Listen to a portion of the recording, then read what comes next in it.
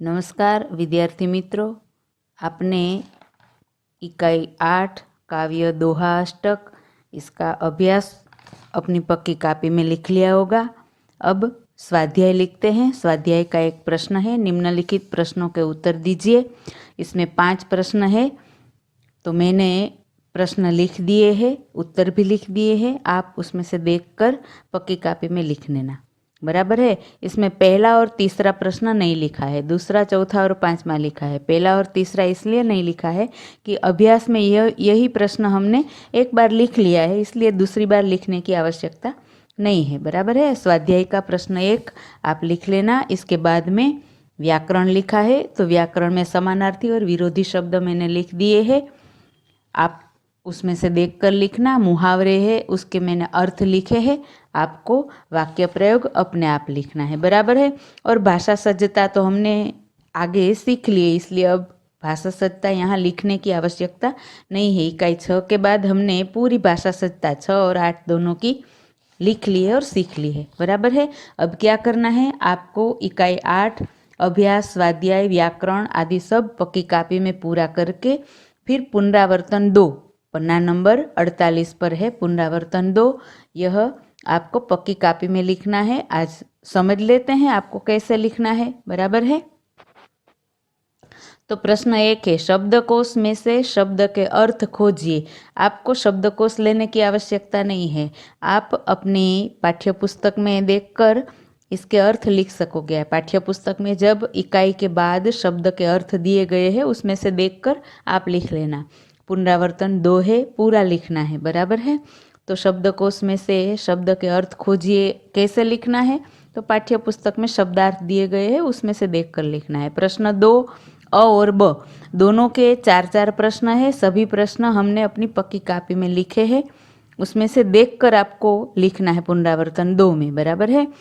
पहला प्रश्न है, सभी धर्मों का सार क्या है। दूसरा, साधु कैसा होना चाहिए। तीसरा, विक्रम साराभाई ने विज्ञान के अलावा किन किन क्षेत्रों में योगदान दिया। चौथा, गरीब की हाय के लिए कौन सा उदाहरण दिया गया है। ब, पहला, हमारे देश की विशेषता क्या है। तुलसीदास सबसे हिल मिल कर रहने को क्यों कहते हैं। विक्रम साराभाई के प्रयासों से अहमदाबाद में कौन कौन सी संस्थाएं प्रारंभ हुई। माला में कौन कौन से फूल एक रूप हुए हैं। अब यही 8 प्रश्न है, आपने ये सब प्रश्न लिख लिए हैं, उसमें से देखकर ही आपको लिखना है। इसलिए इसके उत्तर मैं आज लिख कर नहीं भेज रही हूँ, क्योंकि हमने पहले ये सब उत्तर लिख लिए हैं, बराबर है। अब प्रश्न तीसरा, क्या करना है, तो परिच्छेद आपको पढ़ना है, एक बार लिखना है। परिच्छेद में योग्य विराम चिन्ह लगाइए, उसमें विराम चिन्ह नहीं लगे हैं, आपको लगाना है, बराबर है। कहाँ कौन सा विराम चिन्ह आता है आपको समझ कर लगाना है। विराम चिन्ह तो आपको पता है, हमने सीख लिया है आगे, बराबर है। प्रश्न 4, शब्दों को उचित क्रम में रखकर अर्थपूर्ण वाक्य बनाइए। आपको 5 वाक्य दिए गए हैं, किंतु वाक्य कैसे है, तो उसमें जो शब्द है, शब्द उलट सुलट कर लिखे हैं, आपको सही क्रम में रखकर, उचित क्रम में रखकर वाक्य बनाने हैं। आप यह भी कर सकोगे, आपने पहले भी ऐसा किया है, तो इसमें भी आपको कोई आपत्ति नहीं होगी, आप अपने आप लिख लेना, बराबर है।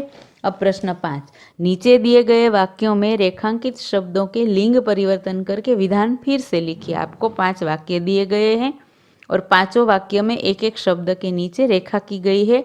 आपको उस शब्द को लिंग परिवर्तन करके फिर से लिखना है।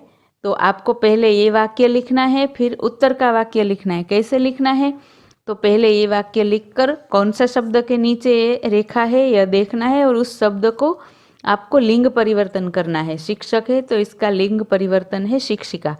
तो आप उस वाक्य में शिक्षक के बदले जब शिक्षिका लिखोगे, लिंग परिवर्तन करके लिखोगे, तो बाकी के शब्दों में भी आपको अगर कोई परिवर्तन करना पड़े तो करना है, बराबर है।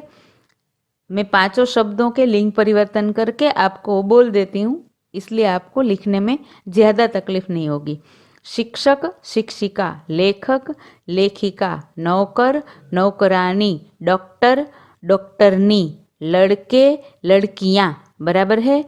आपने शब्द सुन लिए। अब इन 5 वाक्यों को लिंग परिवर्तन करके फिर से लिखना है। पुनरावर्तन 2 आपको पक्की कापी में पूरा करना है। याद रहे आपका गृह कार्य क्या है, तो इकाई 8 का स्वाध्याय का पहला प्रश्न, व्याकरण और पुनरावर्तन 2, यह आपको पूरा करना है। कहाँ? पक्की कापी में। बराबर है।